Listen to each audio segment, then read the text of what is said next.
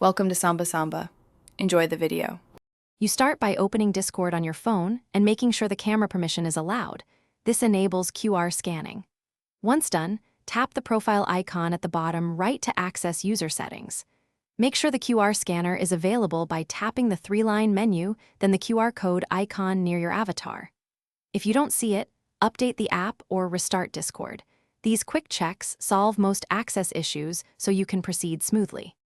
You now point the phone camera at the QR code on the other device, centering it inside the on-screen frame. The app reads codes best when steady. Once aligned, wait 1 to 3 seconds for autofocus and processing. You'll see a confirmation prompt if successful. If the scanner struggles, move slightly closer, remove screen protectors causing glare, or increase ambient light. After the prompt appears, confirm the login or link action. Once the scanner accepts the code, you'll get a confirmation screen.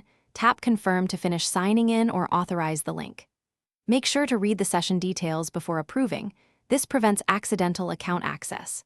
If the scan fails, first try updating Discord, restarting your phone, or toggling camera permissions, since many failures are permissions or app state issues. If errors persist or the QR code expires, generate a fresh QR on the other device or reach out to Discord support for account-specific help. Thanks for watching. Consider subscribing if we helped you.